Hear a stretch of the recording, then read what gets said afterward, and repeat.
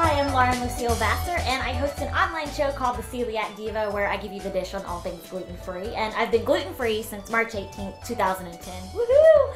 And today I'm going to be representing you, the viewer, who has gluten-free questions for our fantastic expert, Ann.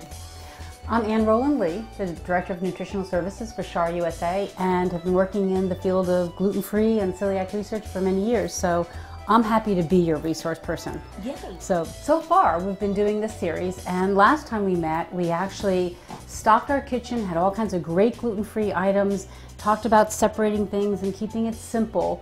But today we're faced with the challenge of, well, our kitchen's ready, but what about making a meal? So what we're going to do today is look at how to keep your kitchen safe, simple, and keep gluten-free fun.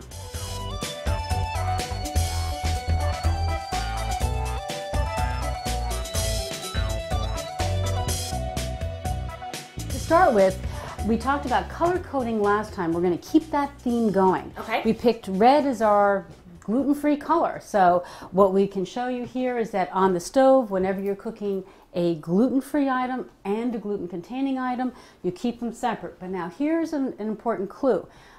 In color coding, I like to tell people, keep things together so that if you're cooking on this side of the stove, keep your gluten-free utensils next to that side of the stove. It's a great visual reminder for Aunt Tilly or someone else who strolls through the kitchen and decides they have to help you stir the pot. Right. That way the utensil that's for the gluten-free product is all together, all the same color. It makes it hard to make a mistake. Right. So as we look at the stove, we can see that it's easily a gluten-free side and a gluten-containing side.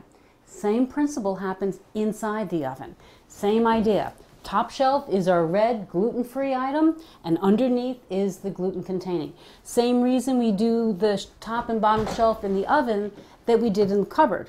You want the gluten-containing items down below in case there's any spillage, any drops, any crumbs, any of that. Now, if you're cooking a meal that is naturally gluten-free for the whole family, no reason to separate them. As long as they're cleaned in between and scrubbed really well, you can use the pans for both items. We emphasize the color coding difference when you're cooking two of the same, like two dishes of pasta. Now that same idea of wandering crumbs applies to our toasters. Again, we have our gluten-free red toaster marked. The one next to it, and even if we can keep it a little bit further apart if you have room, most apartments don't, Right. To keep them as far apart as possible. I recommend that if you have the room, especially if you have kids, I think a visual reminder of keeping things separate and keeping them clean is really the way to go. Now, so we have this part of the kitchen all set up, and these kind of meals. We know how to do our pasta, how to do our Thanksgiving dinner, even breakfast bagels and toast. What about lunch? Let's do it. Let's check do it out. lunch. Okay. Here we can see that we've continued that same color coding even into the lunchbox. We have a separate cutting board for gluten-free items. As you can see, as you're packing a lunch, there's a lot of products that are naturally gluten-free. They can go in both lunchboxes. Juices go in, fruits go in, raisins are good, cheese sticks are a must. Now we have our gluten-free snacks too.